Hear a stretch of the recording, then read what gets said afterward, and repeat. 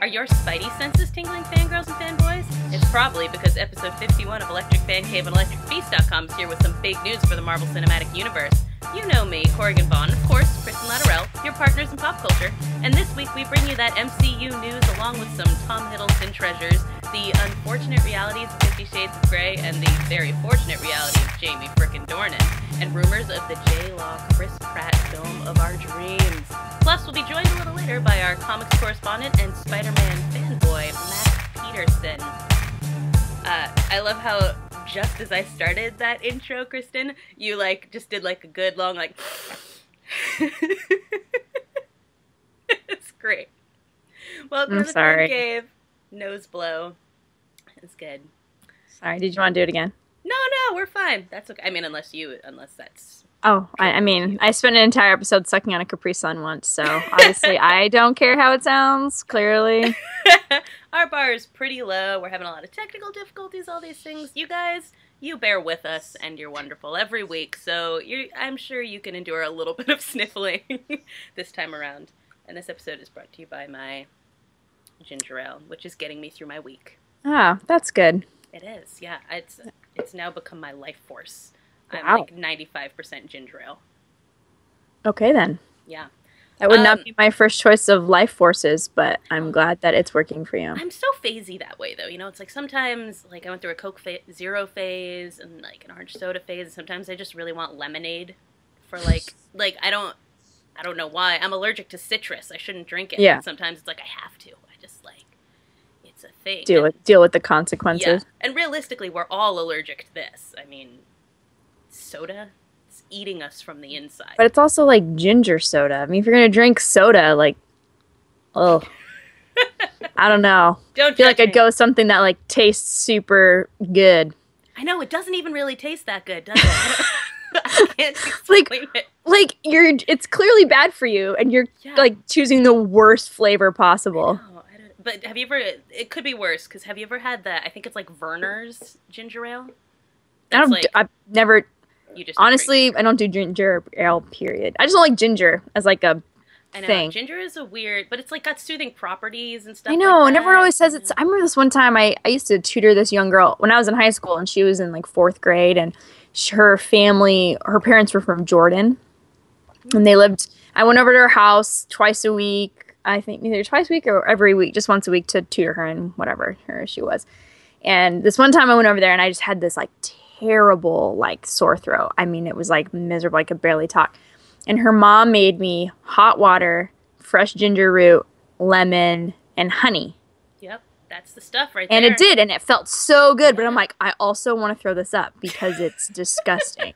But it so conflicted. It feels so good going down. Yeah.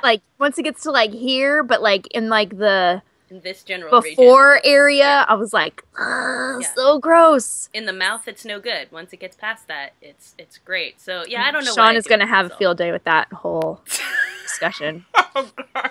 So we're just gonna call that out. Sean, we realized, okay, we heard it. Yep. We heard it as we were saying it, but there was no other way to describe it. So just there you go. You're welcome. That was a freebie for you this week. And that's my apology for being so far behind on Gotham that I can't talk about it. Dude, I'm farther behind than you. I think I think they've deleted episodes now that I haven't even seen. That's what I'm worried about, because now I think I may be 4 and possibly 5 behind. And once you hit 5, you're screwed. It. That's the end of it, and it's upsetting. The only thing, weirdly, I've been a little stressed out, and so I went to the store the other day, and I bought myself a coloring book, which, by the way, is more difficult than one would think. I went to Kmart. You know, they have all kinds of toys and things like that, but finding, an actual coloring book was nearly impossible. The only things they had were, these sticker albums. Yeah, or the activity ones. Activity books and whatnot. And so the coloring book I got is, this big. It's, I don't know if you can tell by perspective on there, but it's, over a foot long, high, whatever you call it. And it's a Ninja Turtles one. Nice. And so I've been sitting in front of the TV, every time I get really stressed out when I'm working on stuff, I'm sitting in front of it, and I started watching Better Call Saul, which is the Breaking Bad prequel. I love this so much better than Breaking Bad. with Breaking Bad, I had sort of a fraught relationship because I wanted to like it a lot more than in reality I actually liked it. Right. And this is actually really good, and I was skeptical of it. But for anyone out there wondering if you should jump on board, I recommend it. Nice. Enjoyable. Nice. And you also saw some movies this weekend, huh? I did. Yeah. Movies we've talked about, and up until now either hadn't come out or were just slow to see things. So I first went and saw Black Sea, which we talked about a few weeks ago because Kristen sent me the trailer for it, and it looked super intense. It's Jude Law. It's a submarine movie. I love submarine movies, which is weird because I'm super claustrophobic. But I think that's... Like, what's not to love, you know? Yeah. They're stuck on a submarine. It can really go only one of two ways. Either they all get out or they drown. Or they don't, those you are know? Those are the two ways that's happening. If you're like in a building and like, oh, they could more than likely get out. You're like, but in a submarine, there's an added suspense. Like, dude, they're all gonna drown. Right? There's a 95% chance they're not getting out of this alive. It is a straight up worst case scenario, any way you slice it. Right? Because it's not even like one guy's gonna get out. They're all getting out or they're all dying. Because like in like a building, when they're trapped in a building, it's like, yeah, one guy can, kind of find his way out. To slide out. Yeah, but in a submarine, it's like, there's no doubt. I mean, either that thing's coming up and you guys are escaping or... So that's like, basically, I mean, there's a lot wrapped up in this movie, but that's one of the big levels of this is that, like, okay, they've got, he's putting together this crew that's half Russian and half American so that they can go and get this sunken U-boat full of gold. And Jude Law's character makes the mistake of saying, okay, well, the guy who invested in this gets 40% of what we find down there. Everything else everyone gets an even share. And he's like, he's been like, hit by the man and all this kind of stuff, and he just wants to like stick it to the man and show he's better than the people who try to exploit them for their labor and divide their class and yada yada. And so he thinks this is a great idea. And then Scoot McNairy's character's like, point of order, what happens when those guys figure out that when there's fewer, they get more money? And he's like, no, it's fine. But then as all these kinds of things sort of start happening, they do turn against each other because the Russians and the Americans don't really like each other and they can't really communicate, and bad things happen, and it's so emotionally draining. Afterwards, I sat in the movie theater for like the entire credit sequence, and I was like, oh, whoa, what I just watched. Yeah. And you like can't come down from it. Yeah. So and those. I got home and I just kept like walking back and forth between my kitchen and the fan cave, and I was just like, I don't really want to watch anything. I don't want to listen to any. I'm just processing this movie. I really enjoyed it. So, I mean, but you do have to be the kind of person who likes submarine movies in order to get into it. If that's like a conceit you just can't get down with, then you're not going to like it. But if you do like it, it adds like this extra level of like class and family and things like that are interesting. And then, of course, me and my friend Juan went and saw The Loft because Carl Urban. Yeah. Laddie, you roll your eyes. It wasn't as trashy as I thought it was going to be. Really? Because it got like 0 tomatoes or something. It went up to 10%. And so, yeah, that's what like we went into it. Sorry. Yeah. 10%. It did. It had, I think it was Alex Blakey posted a screenshot on my wall. Yeah, that's what it was. Like 0% rating on Rotten Tomatoes. I was like, oh, golly. I mean, that's like trying. Yeah. You're trying to get 0 at that point. But I really legitimately don't understand that, because I think the kind of movie that gets a 10%, like, I don't know, it seemed to have everything in place for just sort of like a thriller, suspense, whodunit kind of movie. You know, it's like if Agatha Christie made a movie in 2015 and it, had some sex in it. Like, that's basically what it wasn't even super sexual like you would think from all the previews for it and everything. So I don't know what, maybe the rating wanted that. Yeah, well, maybe. The thing is, too, about that movie, it's like nobody's heard of it. Right. Yeah, so I feel like even if only a few people saw it, and like of the 7 people that saw it, 3 people didn't like it, you know? It's a valid point. Yeah, it's not exactly it's like not going to super give you wide. Yeah, it's not like one of those movies where a zillion people saw it, because I feel like when you have a ton of people that see it, there's at least a large smattering that enjoy it, and I think that can get your ratings up. But if nobody's seen it and the people who saw it, even the people who saw it didn't like it, I don't know. And that's the thing, is like the audience review of it is at like 60% or something like that. So clearly there's a wide divide between the people who watched it, you know, for the heck of it, and the people who are supposed to be critiquing it. But I would say it's worth seeing. That's all. I enjoyed it. It was twisty and fun and dark, and Karl Urban is so hot. So true. So ridiculously hot. And, you know, if it's your thing, there's also James Marsden, and who's the other, like, African guy? Wentworth Miller? He's in it. Wentworth Miller, the guy from Prison Break? Yeah. Yep. Huh. He's also in Flash now.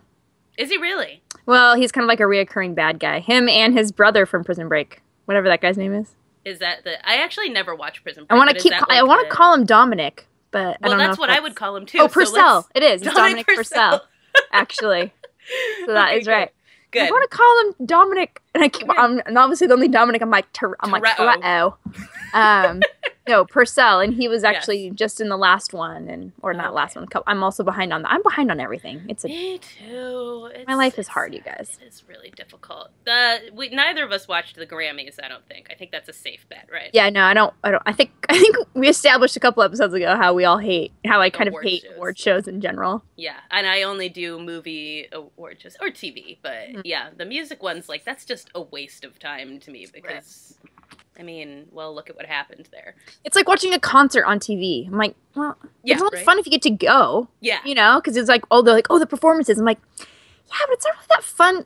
I don't know. I mean, if someone's like, this one was really cool, and they tell you to watch it, I'm like, yeah, okay. But at the same time, I'm like, I'm not really interested in watching a whole televised concert for 3 hours and watching the same people win every time, you know? Yeah, exactly. Although apparently Beck was a big upset. I didn't even know Beck still made music. I know. I think I did hear, like, that this album came out, but for whatever reason I never listened to it. I liked Beck when I was younger, so, I mean, I'm sure... I don't even have an opinion on Beck. I was just more of like, that guy's alive still? Is it one person or is he a band? He's a Scientologist, Kristen. He's gonna live forever. Oh, he's one of those. He's gonna learn how to fly high. Yeah, but he won, and Kanye was upset about it, and that, like, blew up everywhere. What? Oh my gosh, shocking. Yeah, but it was interesting what came out of this is that I mean, there are always the Kanye defenders and the Kanye detractors and things like that, and does he have a point, does he not have a point? But one thing I thought was interesting was I found this article, that was, like, all the times that Kanye's actually given up his own awards at awards shows. Huh. I think that's kind of fascinating, isn't it? I think what the thing is about Kanye is that he has very strong opinions about things. And it's like, that's what he thinks, and so that's what everyone should think. Right. So, like, so when it comes across in, like, kind of a douchey way, it's like when he hops up and tries to take someone's award, like, you don't deserve this. Yeah. But then when he hops up and says, I don't deserve this, really the best one was this guy. Yeah. It's like... It's different. He thinks, it's different. It's very different, obviously. But it's just like, whatever he thinks, he's like, this is how it should be. Like, I should be in charge of all Grammys and tell everybody how they should have voted, you know? Yeah, which exactly. I don't know. I mean... Turns I out go back and forth on Kanye. For me, I'm just kind of like, I just feel like he's a little overdone. Everyone's like, Kanye, you know, he's just everywhere. So I'm like, okay, I get it. But I don't hate him. Yeah. And I think he's kind of funny. I think he's got, like, I just think he just is very opinionated, and people aren't quite sure what to do with his opinions. And he's like, and I think that's so deliberate too. Like, he's created this brand off of that. Of just being so unpredictable and so, like, you know, so belligerent about it. But at the same time, like, I feel like it is very predictable. So it's like when he does it, you're like, and especially when because I was reading that same article, and I'm going through and like every time he was like giving the award away, he was saying like, you know, in my opinion, like you were better, you know, you were better than me, and it's like, okay, so that's your opinion of how it was. Clearly, like the majority of people thought you were better, you know, right. But because he thinks that, you know what I mean? So it's almost like whatever. I guess he's unpredictable in the ways you're not sure what he's gonna think. Yeah. How he's gonna, like, what he thinks about things, like because his taste is so interesting, I think. But at the same time, you can be damn sure that whatever he thinks he's gonna tell you, and that's how you should all agree with him. Kind of. Yeah, Exactly. If you don't agree with him, you're a crazy pants. But I don't know. I think the thing about Kanye, too, is that, like, a lot of times there's a critique underlying a lot of why he says the things he does that doesn't come across because it gets lost in the way that he goes about it. Yeah. You know? And so, you know, even in this case where I think, you know, he was critiquing something about the, like, the white boys club of, like, the Grammy voters and all that kind of stuff, that what came out instead was, like, Beck's not an artist and, you know, things like that. And it's like, that gets lost. Then you get him on some interviews and things like that, and people still think he's crazy in interviews, but when he articulates that, and articulates that sense of erasure, then, you know, you're like, okay. Yeah. Well, I think because all we get is sound bites of Kanye. Yeah. You know, so they pull out the kind of crazy stuff he says, and they ignore some of the good stuff that he says. So when you read an article in context, you're like, oh, he was saying, that kind of makes sense. Like, he's not a crazy person. You guys are just making him out to be more crazy than he really is, you know? And I think obviously I think he feeds into that too in his own way. And but I don't know, whatever. And like I said, Grammys, meh. You can take them or leave them. Mostly leave them. Mostly leave. I don't even know who's like nominated. That's the thing. Yeah, like we're like, Beck, huh? They're like, oh, Beck? I was like, who else was even up for that? Yeah. Beyonce had an album, apparently, because that apparently should have won. Was that the one that was like the surprise one that no one knew was happening? Uh-huh. Yeah, I should really be more into music than I am. Well, for what it's worth, that is one of, like, a few albums I did listen to, but I wasn't into it, because not really into Beyonce. Oof. Looking around for the Bagency. But someone's going to come murder you. Yeah. They're going to shut us down. The Facebook people who took your name. Yeah, who took my name away. You guys, Facebook made me change my name today, and I'm really mad about it. So if you reported me for not having my real name, shame on you. Shame. Yeah. Shame. 50 Shades of Grey. This is the one time we're going to have a 50 Shades of Grey segment on really, I think we should call it a Jamie Dornan segment. Well, and he happens to be in Shades of Grey. He happens to be in it. That just makes me feel better about this, because this is almost like my Kardashian rule. So this is true. We do not talk about it. This is getting really close to that. Yeah. I mean, Kanye was even skating. I know, we were right on the edge of it. We were on the precipice of that happening. So, but for one thing, they're making the other 50 Shades movies. Yeah. It never even crossed my mind that was going to be a thing. Did that? That they were or they weren't? That they would. Like, I thought this was going to be a one-off. I honestly never gave it any thought. Yeah. Up until someone said that they're going to make 2 more, I was like, oh yeah, I guess there are more books than just one, because the only jokes are about the first one. Right. So I guess I just never thought about, I mean, I tried to think about this movie as least as possible, whatever. So... whatever. And then I was reading what the synopsis. Yeah. They sound awful. I was like, why would you make that? Especially, I don't know. Like, why, he apparently buys her workplace or something, and like, so he can control her there. And then he's like abusive to her, and I'm like, so we're gonna be on birth control, and then like, and then I'm thinking, why? And then makes her have an abortion or something, right? Like, what? What is this? I thought this was supposed to be a romance. I thought so, too. I guess I'm very naive in how these books ended. I thought it was very, scandalous, but then in the end, they fell in love or something. That was my understanding. That's what I thought happened. I didn't think he went off the rails and is like a crazy pants. And so now it's making me feel even more icky. Yeah, this is getting ickier as it can. I don't know. I'm like, who makes these? And so it's like, and now I'm like, at first I thought Jamie Dornan was a crazy person for doing it in the first place. I'm like, and now you're going to make the other 2? Like, look what you end up becoming. Yeah, and he doesn't seem to be into it. He doesn't seem to be into it at all. Neither does What's-Her-Face. I wonder if these contracts were kind of like, if we decide to go on, you're signing on for all 3. There's got to be a way to get out of it, though. I feel like both of them are going to have to try. Right, I'm like, they've got to recast this. Because, like... There's no way... Yeah, sorry. Another one of the articles that we read about this was, like, basically talking about how disastrous this press tour has been. Yeah. Because clearly Jamie Dornan and... Dakota Johnson. I keep wanting to call her Kate because of Ben and Kate. You remember that show? Oh, yeah. Yeah. So they, like, clearly, like, at best, they're acquaintances, you know, like they are not. They're that person friends at work that you talk to when absolutely necessary. Right. You're like, oh, you know, you run into them at the printer. Yeah. And you have to wait. And so you like, ask them how their and you ask them how their weekend was. Yeah. But that's about as far as you want to go. Right. And they just can't even fake better than that. Yeah. You know? And I think they're trying to, like, compensate for it by maybe, like, overdoing, like, oh, we hate each other, you know, that kind of thing. So then it seems like they're joking, but it's not, like, lighthearted enough for joking. You're like, it's awkward. It's that point where it's awkward now. Yeah, like, you clearly... And so, you know, a lot of times, especially when you're making... This article points out, like, you're making a movie that is supposed to be selling sex. You know, first and foremost, this is what everyone is, like, into about this movie. And, like, you can't do your entire press tour and just constantly talk about how much you hated doing sex in it. Yeah. You know? Like, right? Yeah. And also I feel, although, judging now by the rest of this book, they don't seem to, the characters don't like each other in the books, right? Yeah. Like, he clearly has no respect or anything for her. Yeah. Other than to use her for whatever it is that they do in their time together, special times. I don't even know what to call it. Right. Yeah. You know, in their liaisons, their sexy times. I don't know. And so then she must not like that. So clearly they don't like each other in the story. Yeah. I don't know. And so maybe it works. Maybe that's actually perfect that they. But it just seems so weird for a movie. Yeah. It seems like a disaster. And then on top of it, like, they must have to find a new director because Sam Taylor Johnson and E.L. James don't get along either. Yeah, okay.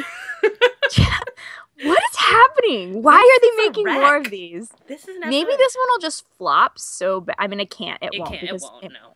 I know. And the amount of press they've been running. Even I've been like, oh, no, I kind of want to see it from, like, the amount of press on it. I'm not going to. I would not actually spend money to. But they've got me. And if they've got me, like, one of the people who would be like, absolutely not, hell no, people are going to go see this movie. Yeah. But it's just like, even if you recall leading up to it, making this movie in the first place, it went through like a bajillion directors, a bajillion casts. Like, it's doomed, you guys. Stop. And all these people, and all Dakota and Jamie have been saying is how much everybody hates them as the. Yeah. They're like, nobody wants us to be these characters. Yeah. Nobody likes us as these. Let's recap here. Let's recap. Nobody wanted to direct it. Nope. Nobody wanted to be in it. Nope. The people they cast, everybody hates. Mm-hmm. The author hates the director. The characters hate each other. Yeah. How is this a recipe for anything good at all? This is such a mess. Like, yeah. Yeah. It's a heated mess. You know, it's like when you have a mess and you heat it up. You make it heat hot. I'm like, oh my God. So I don't know. The only good thing that's come out of it has been Jamie Dornan, I think, has been more everywhere prevalent on things. And he is, if you guys have listened to the Fancave for any amount of time, you know that both Corrigan and I are big fans of Jamie Dornan as a person. He's just lovely. Yes. He's for those of you who don't, now you do. We love him. He's in The Fall, in which he plays a total creeper, which I guess kind of goes along with 50 Shades, apparently. He's also a total creeper with no respect for women in general, or people, for that matter. But, and then he was in Once Upon a Time, and he just, if you watch his interviews, he's just delightful and so cute, and he just says adorable things. And I sent Corey this picture that he had posted on Twitter. He does some kind of CrossFit type workout thingy. Yeah. I don't even know what it is. And he was doing, I honestly can't even really describe it. It was like a push-up like with his legs up in the air. Yeah. It makes, like, I can't make the physics work. Like, Me gravity neither. says this shouldn't happen. Yeah, so I feel like he was in some kind of zero gravity room when this, I mean, he didn't, because his arm looks like it's about to bust through the skin, and I'm like, yeah. But it's like the coolest picture, and I'm like, who are you? And he's so like, no, he's like, oh yeah, I did this for about 2 seconds before like collapsing or whatever. Before collapsing and throwing up or whatever, yeah. But he's just so adorable. And then he was on Fallon last night. Yeah, last night. And they actually did play a really great game. It was called 50 Shades of Accents.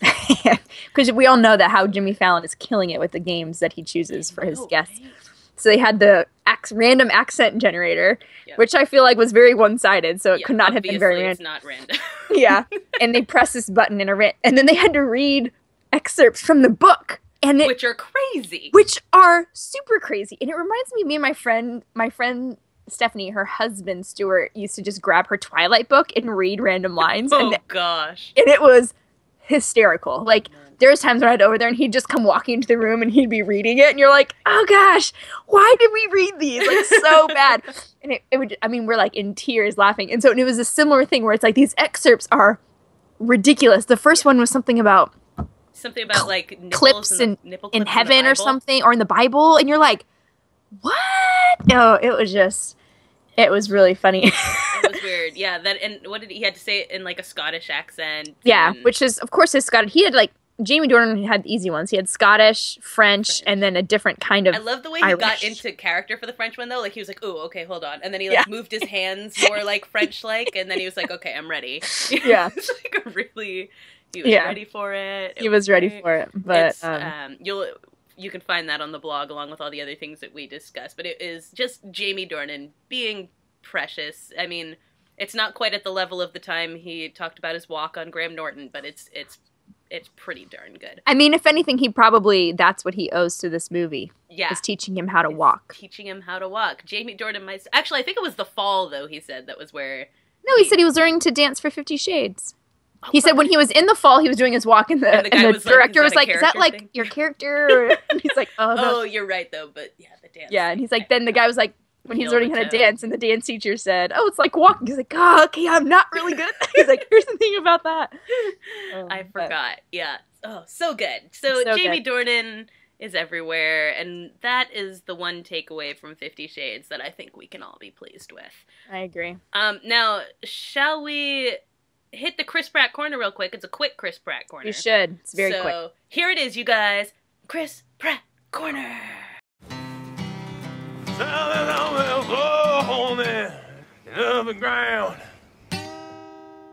This is the most important Chris Pratt corner I think that we've ever had. I would say this is momentous. This is stupendous, incredible, miraculous, fantastical. Can't think of any more. Okay, you did really well though. I am very impressed by your list of synonyms there. There is a possibility, and this may be so preliminary that we're getting our hopes up unnecessarily, but I'm willing to do it. It's too late. The hopes are there.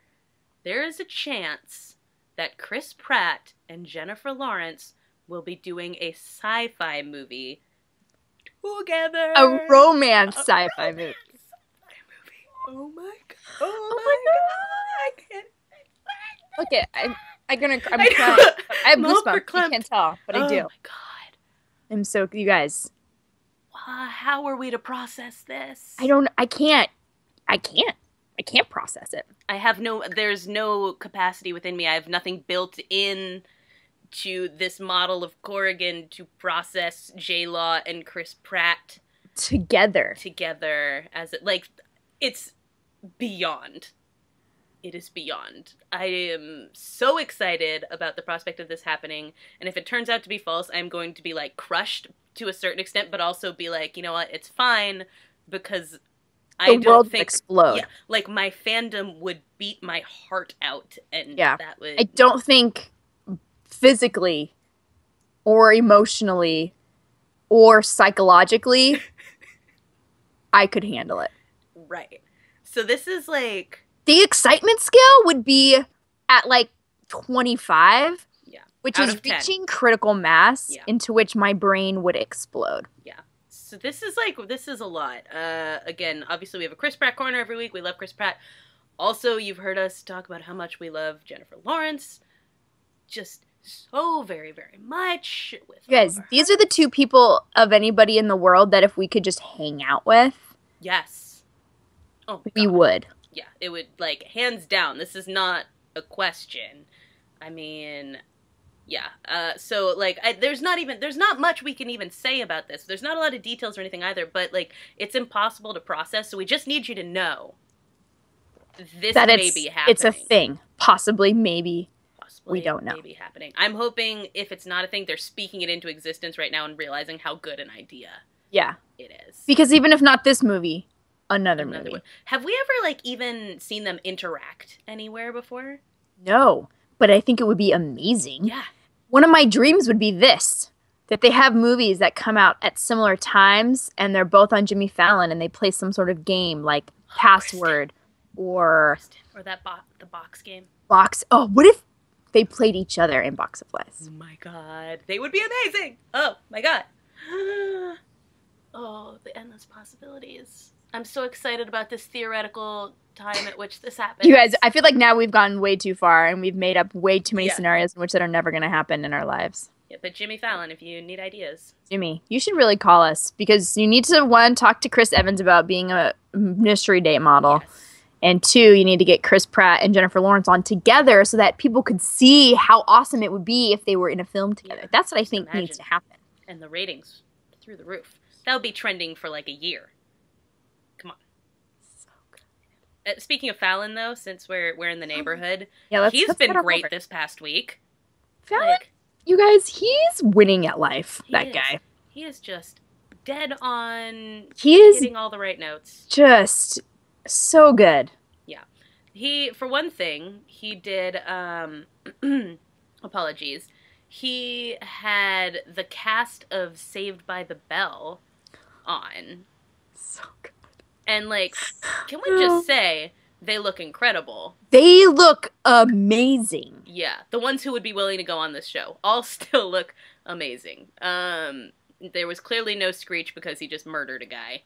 And Lisa Turtle is apparently she has some issues and things like that, so she wasn't there. But he had Jesse and Slater and Zach and Mr. Belding. And like seriously, they look the same age, and they worked in all of your favorite episodes into this one 3-minute clip. Yeah, basically, all of your favorite gags. All of your favorite, just Saved by the Bell. Yeah, Slater calling him Preppy, and Jesse's, Mama. I'm so excited. And Tiffany Amber Thiessen. I forgot she was, Thiessen, she was there too. The leotard when he jumps off and does his dance. Oh my gosh. This is such a perfect little, piece of nostalgia. It was so well done. And so well done. It was, hard for them to even perform this thing because people were screaming so much. I mean, I'm pretty sure somebody was at the top of the stairs for a full minute while people I think it was when Zach first entered. It was he got halfway down the stairs and he just stood there and nodded. And it's waited. I should say a line sometime in the near future. Yeah, but also I think when Jessie came out, because that was I was unexpected when she popped out. Yeah, right. Because where has she been? Yeah, I'm sure she's doing something somewhere. I don't know. Yeah. And they made the stripper joke. So you guys, so many layers of, you just need to watch it. If you haven't seen it already, you really need to watch it. There's so many layers of amazingness. It's going to blow your mind. Yeah. So you're a 90s kid yeah. Oh my gosh. It's so good. It's great. Watch it. And then he also did, I guess this was previous to the Saved by the Bell thing. So the whole thing was he was in LA for the week, right? Is that how that worked? Yeah, it was after Super Bowl. He did a Super Bowl special, and then he came out to LA and did a whole thing. And so on Monday of his show, he did a Fallon bring in it's a Fresh Prince of Bel Air spoof, essentially, where he kind of changed the lyrics to make it be Fallon coming back to LA. And Carlton was in it. Mm-hmm. He does his trademark dance. Jazzy Jeff was in it. Mm-hmm. And then he had his normal 6B people studio, right? The Roots were in it, obviously. It was so clever.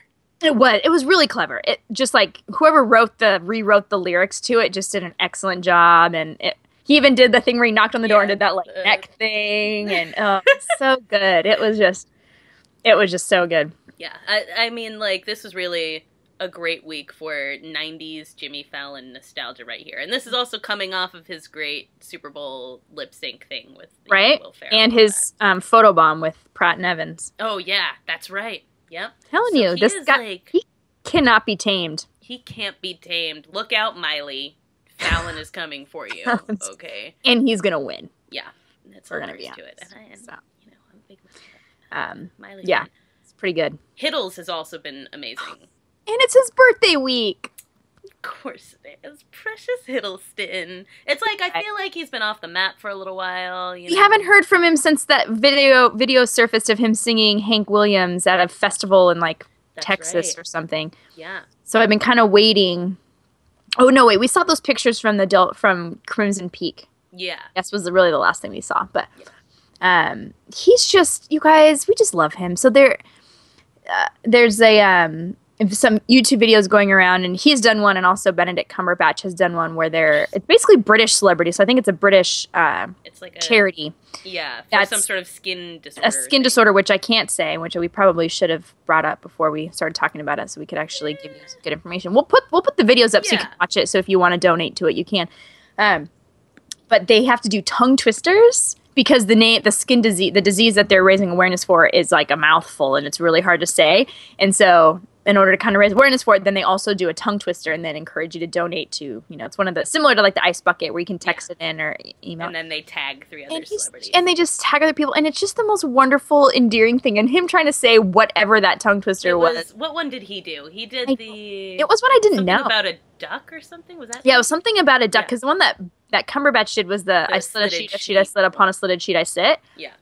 And it's so funny how bad they are at these. You're like, I would think actors, especially ones who do like stage, would be really good at this. Right? Because don't they do those like things before? Like New York, I love New York, or whatever. You like New York? Yeah, that's what it is. I love New York is not difficult to say.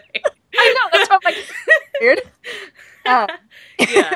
I feel like they should, you're right, like they should be able to do it, but they're all of the, and it was Sienna Miller does the mother pheasant plucker one. Yeah, and hers was equally terrible. Like they were all just so terrible at it. But it's just Benedict Cumberbatch cannot control himself laughing.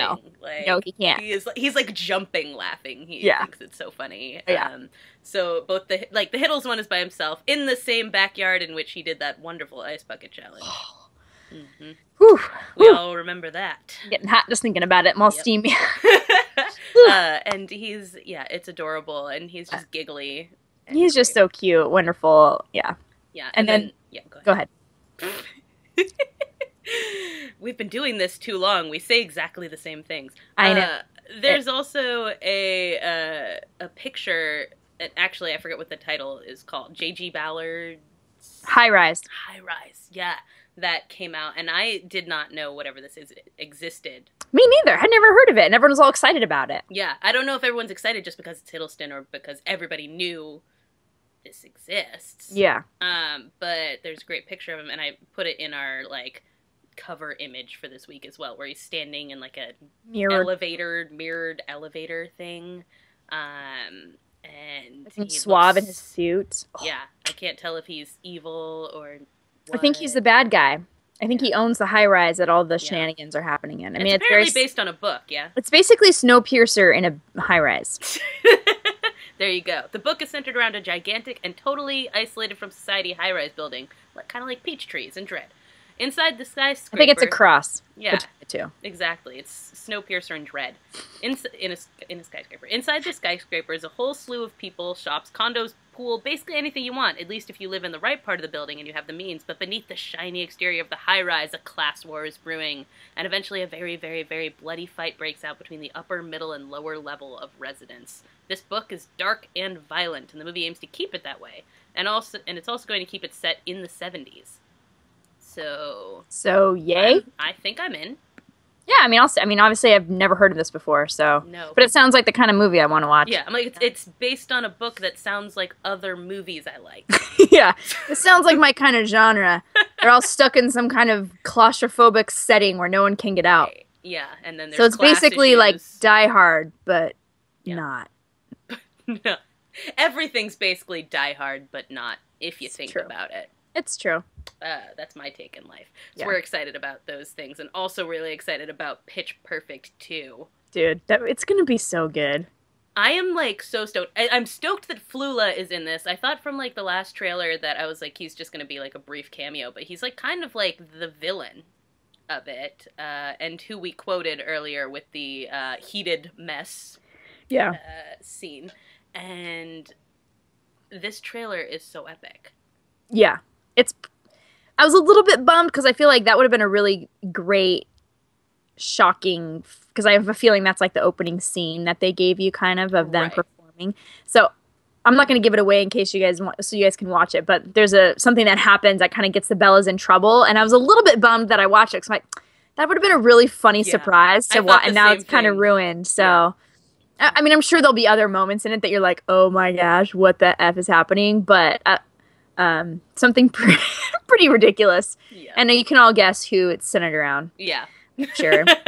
If something ridiculous is going to happen in Pitch Perfect, I'm sure we know who is at the middle of it, but it looks like it's going to be a really good mix of the crazy ridiculousness, but then also just that like friendship and heartfelt. Which I think the last it's about girl friendships. It really is, and that's what was so great about the last one is that you got to see them get to that point, and I feel like what I'm going to love about this movie is that they're already there, and so you're just going to see like, you know, like I think in this trailer, and Anna Kendrick even says, like, I'm not going to remember all this, like, performing stuff. Like, I'm going to remember, like, you guys. And, like, there's a scene where it got quiet, and they're all laying on that bed with their heads all, like, facing each other, kind of, in this, like, kind of crisscross pattern. And I was like, totally reminded me of, like, middle school sleepovers. Yeah, it totally did. Like, I legit have a picture of me and my friends in my room of us lying on my friend's bed, and we had taken one, you know, all of our heads are, like, in the middle. So it just made me think of that, and I love that idea, and this idea of like camaraderie and friendship, and especially I feel like during a time like those times in college where it can be real formative and you're kind of going through all these experiences together, and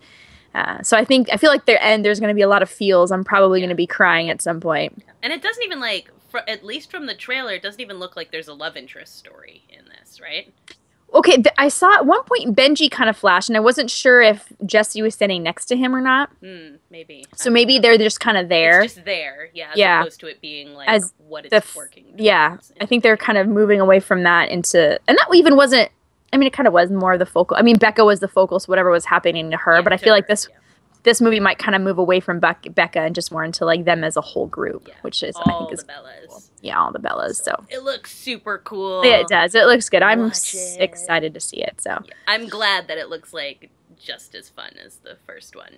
You know. Oh, totally. Yeah, because I was a little bit worried when they said they're going to make a second one. I was like, oh, okay. Oh boy, the first one was so good. Yeah. That's one of those ones I pop in like constantly. Yeah, absolutely. I mean, I went to a sing along to watch the first one. That's how much I love it. That's amazing. I wish that we had things like that here. Next time there's a Pitch Perfect sing-along, I want in on that, actually. All right. I'll let you know. Me and the Fuente went. I was about to say, you did go. And then we went to Roscoe's after. It was a good night. Yeah. By the way, were you with the Fuente last night? No. Weirdly, you guys both, like, you and Emily Fuentes liked something on my Facebook wall at, like, 3 a.m., and I'm like, there's only, like, why would Kristen be awake at 3 a.m.? Yeah, I had a hard time sleeping last night. That's the worst. Yeah, it was rough. It was a rough night. I was probably up every hour or so. Oh. And then it was like when I was like lying there like with my eyes closed, and I was like, I'm not really sleeping, but I'm lying here in the dark pretending to sleep. Mm-hmm.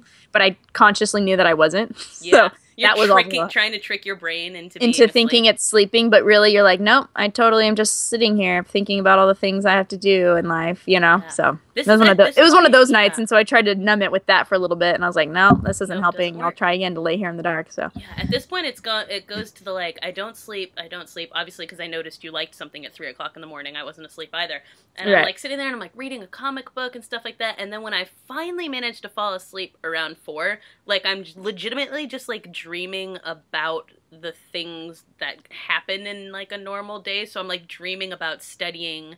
I'm dreaming about emails from a professor telling me to set something up. I'm like, this sucks. And then it's so weird because then you wake up and you're like, oh wait, so was I supposed to do that or not? Yeah. I usually have those too. I had one the other day that was like creepily lifelike. Mm-hmm.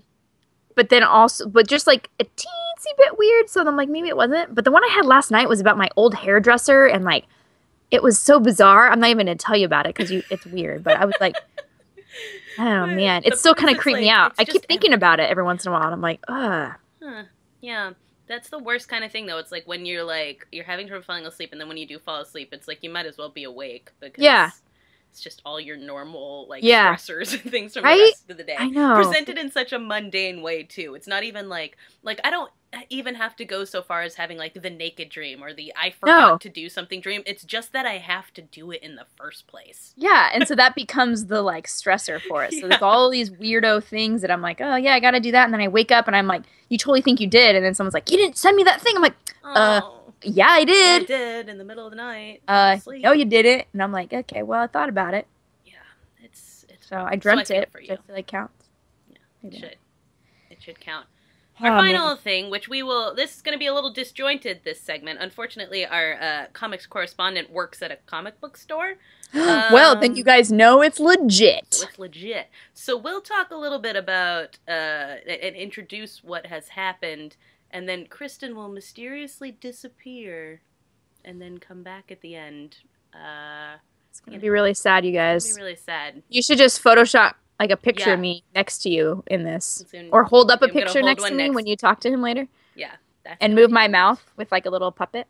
Okay, well, maybe not. Crazy. That's kind of weird. That's pushing it. That's a little much. But that's like a creepy ass dream that someone had. Yeah. But not one of us, because we're too busy worrying about like office supplies. We're too busy emailing in our dream. Talking to our hairdressers. But anyway, sorry. Big news! Yes. Spider-Man does whatever a spider can. Every time I hear that, I like instinctively start thinking of like the Spider Pig song from Simpsons. No. You remember that? Yeah, I don't think of that one. Okay, well. That's okay though. Anyway, sorry guys, Spider-Man. We got a little off track. Spider-Man has finally come back to the Marvel Cinematic Universe. Ooh, I like your announcer voice right there. Oh, that was my The Rock impression, because that's what he used to say. The Rock has finally come back to, enter a random city. See, you have to realize I don't have that. My frame of reference for The Rock is the movie star. I know, I'm sorry. Me and him go way back. I know. So anyway, yes, so that to say, Spider-Man. Spidey's coming back, y'all. Yeah, and this is all anyone is talking about right now. I mean, every other tweet is about and this. Everything on my Facebook feed pretty much was that for like an hour. It was like, I mean, I don't know what time they like announced it yesterday or whatever, but then like solidly from that point the rest of the day, that was it. I mean, that's probably also because algorithm and it tailors to the kinds of things we tend to talk about. But regardless, there were so many things about it, and it's like, I mean, I feel like this was one of those things that people keep on talking about as if it's a pipe dream, like no one thought it was going to happen. Yeah. And so it's like, oh yeah, if Marvel ever gets Spider-Man back. Yeah. And so, I mean, I think it caught everybody sort of by surprise. I thought so, but then weren't there like all of these rumors that Andrew Garfield was seen around the Avengers set like months? Well, but also they're firing him, yeah? He's not Spider-Man anymore. But at that point, he wasn't fired, obviously. That's a good point, yeah. So I do remember. And they want to get someone younger? How much younger do they need? He's pretty young. I know. Isn't he? Well, he's older. Or at least he looks young. I feel like he's like a year older than I am. Oh. But he looks, but he they looks had like a baby.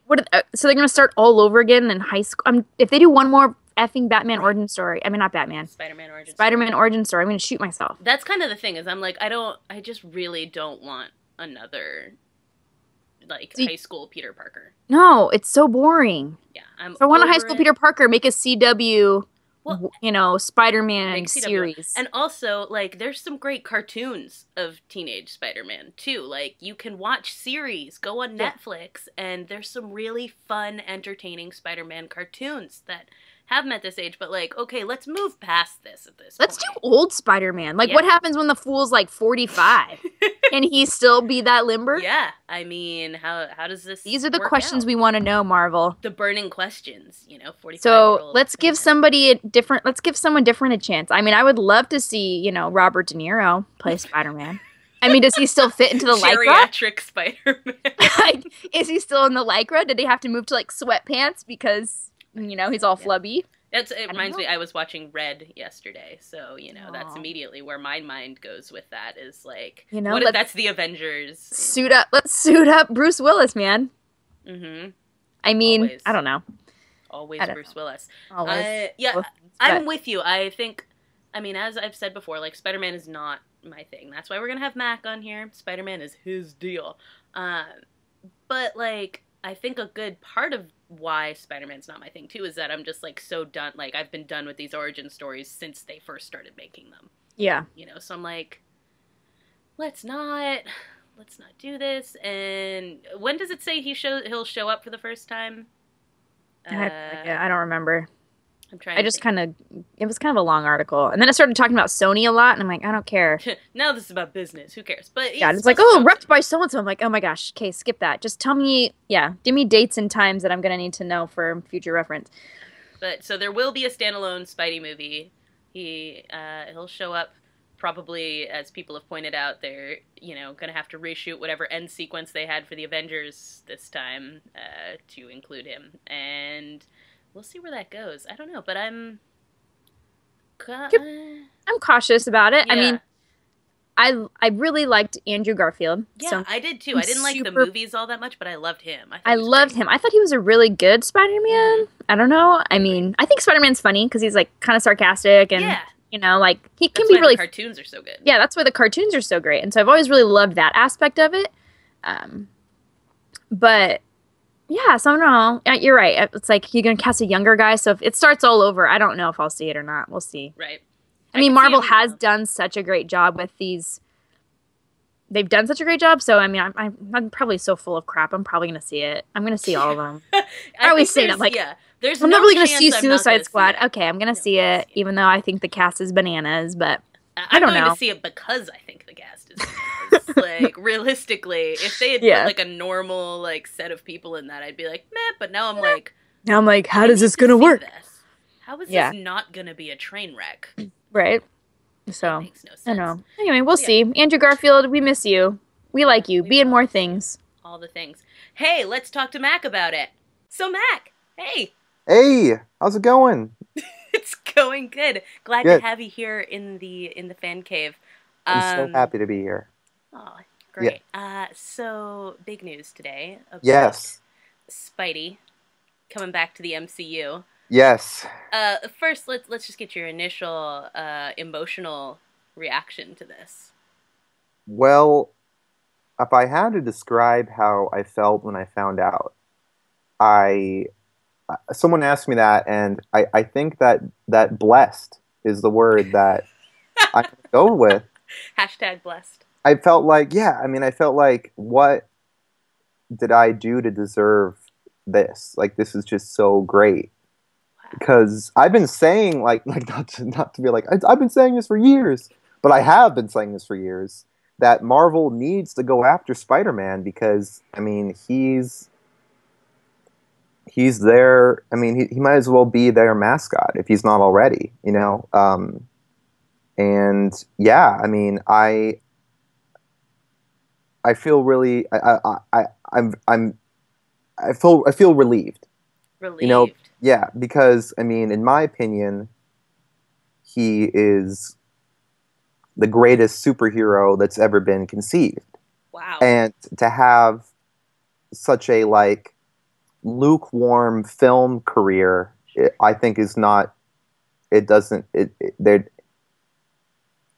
live up to him as a character. So I'm really hoping that Marvel can, I feel like they can, but I don't want to, eat my words in the future. But I'm really happy that they're stepping in.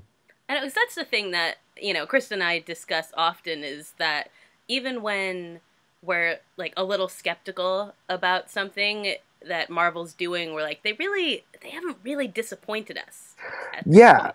I agree. I mean, I think that a big part of it is they've succeeded enough that I don't feel like I need to worry anymore. Yeah. Because every time I felt like I needed to worry, they've handled it. They've been like, it's okay, it's going to be all right. We got this. Yeah. Especially with I mean, Guardians is the best example, because what a risk, and they just pulled it off totally. Yeah, I mean, and I'm not going to say that Marvel hasn't had its, there are movies that they have that I don't like, but even those movies are still so well received by fans and by, people who really care about the characters. So even if I didn't like it, it doesn't necessarily mean anything. Like, they made the Thor character interesting, Right.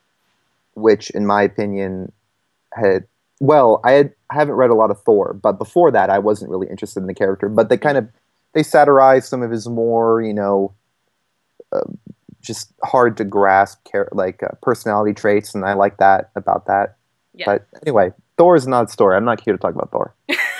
I'm so sorry to distract you from your mission. It's okay. It's okay. The guy wearing the Spider-Man shirt and apparently Spidey socks as well. Yes, Spider-Man socks.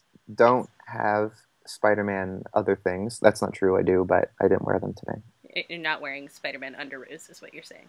I didn't say underoos, but yeah, I'm not. Maybe I'm not. A little bit implied. Yeah, it's a little implied, definitely. I didn't say no.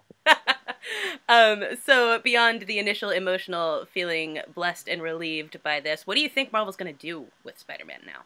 Well, they've been pretty open about what they're going to do, as far as I can tell. I mean, anything, it could change in the future, but from what they said, it seems like they really have a vision for it. Because back before they even announced that it was going to happen, or it even seemed like it was a possibility when it was still just a rumor, the rumor was that if they did get the rights to Spider-Man, they were like, okay, clean slate.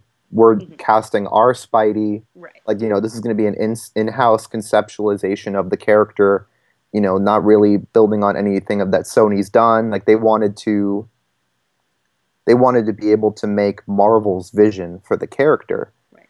And it seems like they're really sticking to that. And they, from what I've heard just recently today, they want to cast someone younger than Andrew Garfield. And I don't even think that's necessarily Andrew Garfield's fault. I mean, he is 31. He just doesn't look it. No, he doesn't at all. He doesn't look it. And we were trying to figure that earlier. We're like, is he? I think he's slightly older than me, but he definitely looks younger than I do. So. Yeah. I mean, he pulls it off. Yeah. And that's like that's like my other main comment. Like, when I first heard about it, because they had already said that they didn't want Andrew, and there were rumors like going around being like, Andrew's cut. They're not doing it anymore. So when they said, like, okay, Marvel's got the rights, I was really happy, but at the same time, I felt really bad for Andrew Garfield because, he is. I know I was telling you this the other night, but he's a great actor stuck in a terrible franchise. Like, right. he's easily the part of the movie that makes it rewatchable is watching it for him. And I feel bad that he didn't get a chance to be in a movie that could live up to him. Right. Like everything around him was sort of like lackluster. But I mean, Emma Stone's great. I'm not trying to criticize her or anything. Yeah. But it just seemed like he was really bringing it. Or I mean, as much as he could under the terrible direction of Mark Webb and script. But I hope he doesn't. I just hope he's okay. Like, I hope he's feeling okay. But Mac, this is why I like you, Mac. Nobody has ever been like this nice about anything on the Fancave ever. That's not cool. You gotta be nice about what you love. I mean, you're just so precious about it. Well, I mean, you can tell Andrew's a fan. Yeah. I mean, he at Comic-Con, he did that whole thing where he did that great stunt where he went up as Spider-Man and asked a question at the panel, and then had this whole speech about how his mom made him a costume as a kid. And it really touched, I think, a lot of hardcore Spider-Man fans because they're like, here is a guy that we can really live vicariously through. Mm-hmm. And, it's not just Seabiscuit or Pleasantville or whatever. Like, this is a guy that you can tell got the role with a lot of because he hopefully Sony saw that he was passionate about it. Right. But I like to think that, well, I guess I'll put it like this. If I was in Andrew's shoes, I would rather be known for being the best part of a terrible franchise than not have been able to play the character at all. Yeah, definitely. Because like, if you really care about the character, at least that most people that have their head straight are going to look back on his performance fondly. Yeah. Like on a lesser extent, I feel like Batman Forever gets a lot of flack, but there are still people that defend Val Kilmer. They're like, Val Kilmer wasn't the worst part of that movie, and I agree. But that's important. I mean. Yeah. It's not Yeah, a high bar, but yeah, no, I Never get what mind. you're saying there. I think more so with Andrew Garfield that people, Oh, like, his totally. legacy is always going to be, like, he was really good Yeah. in what didn't really do him a service.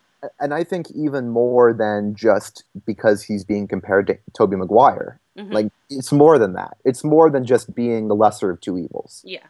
I just think he needs to be in more, just in general. Yeah, I hope he gets a new franchise. You know, I hope he gets to carry on because I met Andrew Garfield once at a party, and I was really nervous when I met him.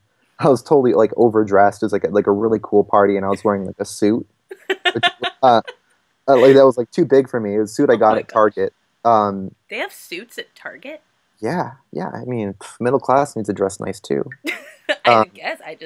That was not a slight. That was not like a jab at anyone who shops at Target. That did sound really douchey. I own the Target suit, and I still wear it. Yeah. Even though it's too big for you. It was too big for me. This was like before the first Amazing Spider-Man came out. Oh, okay. So it's been. So I got to talk to him, and you know, I think he was nervous to talk to me because he knew I was a fan. Right. And like, might be me reading into it, but this is just like a little insider knowledge for you guys. When I was talking to him, I was like, do you think it's going to be good? And he was like, you know, I don't know. Like, you know, if you can let me know what you think, please do. And I was like, if it was going to be good, you would have told me. You know, like I could tell that. I was like, you don't want to tell me it's going to be good because you know it's not true. Right. And I was like, oh, right then I was like, I don't have high hopes for this movie because I know that you wouldn't want to. I feel like there's no reason why you couldn't tell me it was going to be good. Right, yeah. He just doesn't want this, like, fan, like, of Spider-Man to be disappointed going to the movies by, like, oh, Andrew Garfield said it was going to be great. He's like, temper your I don't know. Yeah, he's like, and you know what? I bet at the time he didn't know if it was going to be good because he hadn't seen it. Yeah. But he definitely knew it wasn't going to be great. Yeah. Yeah. So then, who's your dream Spider-Man? Me. Obviously. You gonna go audition? Is that how this works? I would audition if I could. If I found out there was an audition, I would start hitting the gym right away. Well, that's what you need to do, clearly, is, like, just go for it and then stand outside of wherever this place is that they would audition things. Be like... Yeah, in full costume, look like my full pitch. Yeah, exactly. Yeah, I mean, if I could do it, I would, but I'm not my number one. I'm my selfish number one pick. Right. You know, to be discovered by Marvel and Hollywood to be the next Spider-Man, like some kind of superhero Cinderella. But I love that. But if it can't be you. Well, all right. Listen, I'm going to break this down because this is a really heavy question. When I was in middle school and like early high school, I really wanted Brett Harrison to play Spider-Man. Did you ever watch that TV show Reaper? That's the one with Tyler, the guy from Tucker and Dale. Right? Yes. Yes. Okay. Yes, I know what that is. That was his first show. So he was the other guy? He was one of the guys in it. Yeah, Brett was the main guy in it. Anyway, I wanted him to play Spider-Man for a long time. I feel like I vaguely remember. Was he in another show? Yeah, he was in Grounded for Life. Okay, yeah. It's the boyfriend, the neighbor. Yeah. I think he had everything I wanted.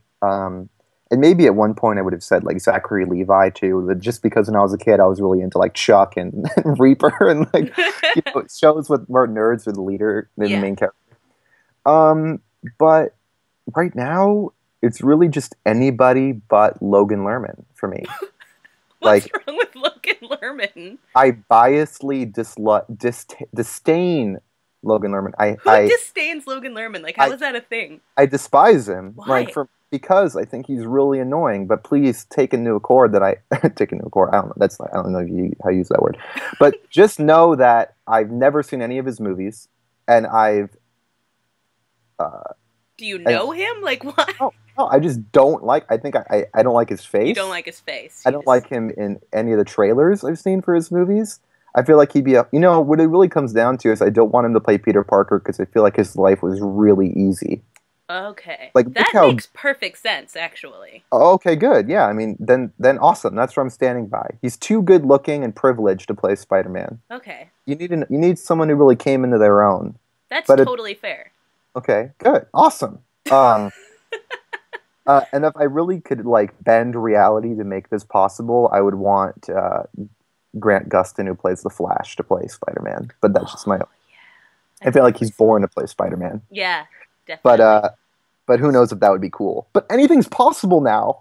Anything's possible that Sony made a deal with Marvel. Like, anything has been possible since the Avengers, really. Yeah. In a world where they're talking about doing a third installment of 21 Jump Street where they're Men in Black, like anything is... Did you not know about that? No. Yeah, Sony's thinking about doing a Men in Black 21 Jump Street crossover where they become the new Men in Black agents, and like that's like the third movie. Like if that happened, anything can happen. You know what I mean? Anything can happen. That's bananas. Wait, while we're talking about this, also you told me something about a Chris Pratt thing the other day. Yeah. What was it? So I can't remember if it's Image or Dark Horse. But because it's Universal, I'm going to assume it's Dark Horse because they have a pretty exclusive deal with making Dark Horse comic movies. Okay. But they're developing an adaptation of a comic book called Cowboy Ninja Viking. I guess might have been a vehicle for Chris Pratt at one point, but that's pointless now. Even though he's in the fast lane. Yeah. But yeah, from what I've read, it's going to star him. I've never read the book, but it is about a person who can tap into the powers of the cowboy, a ninja, and a Viking. So wow, there's a lot going on there. Yeah, I know. I hope it's great. I hope it's not, Chris Pratt's The Losers. Oh God, The Losers. You know what? I'm not gonna lie though. I actually kind of I enjoyed. I like The Losers, but I guess what I mean is like the thing that people who otherwise have careers did like that flopped. It's Chris Evans' other comic book movie. You know, yeah. Which it would be for Pratt because he was in Wanted. He was in Wanted? I did not watch that. You didn't see it? It's totally worth it because you get to see Chris Pratt get hit in the face with a keyboard and his teeth go flying out of his mouth. Wait, no! Yeah. I like his teeth in his mouth. You get to watch Chris Pratt play kind of a douchebag in that movie. Or not kind of, definitely a douchebag. And that's great. You never see that, really. That's true. He's kind of a nice guy. Yeah, he plays like the the live action version of whenever they show Homer Simpson as a teenager. Oh, I like that. That sounds great. Thank you. I will have to check that out eventually. Also, I love James McAvoy. Oh yeah, he's great. Unreasonably. I wanted him to play Spider-Man too, but oh my gosh. But he's too old. Yeah, he's clearly too old. And he's Xavier, so. I don't. Oh yeah, that's right. That would be a little too much crossover there. I don't know how I feel about this younger thing because I'm just sort of over the Spider-Man Well, yeah, I agree. Story movies. Well, from what I also read, they're not going to do an origin story. Oh, if they had it their way, it would basically be like Spider-Man's been operating as a hero in Marvel and already working at the Daily Bugle as a photographer. Okay, I think it's great. They need to have him be in his prime, really. Yeah. And I think what they meant by a younger actor is just not someone who's in their 30s. Right. Okay. But because just younger than Andrew Garfield. Yeah, just younger than Andrew Garfield because they want an actor that they can use for a probably decade. Until they're 30. Yeah. If you think about it, a lot of the characters that Marvel has movie adaptations of, the majority of the characters that they have rights for that are pretty recognizable amongst a broad audience, like Iron Man and Cap and Hulk, they're already pretty far into their franchises. Yeah. So who knows how much longer there'll be movies. I feel like Spider-Man was really a smart buy because he's insurance for really the future of Marvel movies, that they can have such an iconic character have be a part of the universe farther down the line, because he'll be, his movies will be around the same time as the sequels to Black Panther and Doctor Strange and Captain Marvel, which are characters that aren't as well known as Spider-Man, obviously, because he's the most third most recognized superhero of all time. Behind Superman And Batman. And Batman. Okay, I was like, I didn't know where you were putting Batman in the rank there with Spider-Man. It's probably You know, pretty he might even. be bigger than Spider-Man. I don't know. I like to think he's less than Spider-Man. Is what I meant to say. I think Surprise, surprise. that Spider-Man's bigger. Actually, Spider-Man is definitely bigger. If you look at the profit margin, he's the most. Spider-Man's the most profitable superhero in existence. Like by like 4 times as much as Batman. At least last year, he made like billions of dollars. Marvel made like so much in Spider-Man merchandise, more than DC did in Batman, like times 4 or something like crazy. That's insane. Yeah. Sony didn't deserve that money. Actually, they weren't really getting any of the money. It was all Marvel. Oh, really? Yeah, because Marvel retained the merchandising rights. They just have. So yeah, they pulled a George Lucas. Yeah. There you go. Yeah. Well, on that note. Yeah. Thank you so much for joining us/me/imaginary Kristen off in the corner. No, Kristen's right there. I see her right in front of you. I don't know what you're talking about. Yeah, to the side of you, or she's just been really quiet. Yeah, exactly. Naturally. I mean, she's intimidated by me. I understand. By the future Peter Parker. Yeah, I mean, it's not every day you get to meet a celebrity. But Mac, where can people find you on the internet? Yeah, if you want, you can look at what little I have on at Mack Petersen on Twitter, and my Instagram is Petersen Parker with an E, and you can follow me on there if you want. I'll be posting a lot more Spider-Man drawings, actually. I have a new one that I did just in celebration of this movie and being on here, so I'll be posting that today. Yeah. Awesome! Thanks, Mac. No problem. Thank you, guys. Yes, I agree. Good old Mac. That guy, he's a silly dude. What a gem. Great insights. Thank you. Thanks for coming, Mac. We'll see you back next time. So that's it for episode 51 of the Fancave. 51. Look at us go. Still going strong. I love it. I love our time together every week, Kristen. I know. I enjoy it as well, Corrigan. Episode 51. Got a little weird there at the end. Got a little weird. This happens. Subscribe. iTunes, Stitcher, YouTube, Facebook, all of that jazz. Electric Fancave on those things. And don't forget to rate and review us on iTunes so that we can get out to more people. The audience gets bigger and bigger all the time, and we love it. And we're so glad that you're sharing us and having a good time with us. Yeah. And join us on the Fancave Fiction Club on Goodreads. We're reading Pride and Prejudice and Zombies.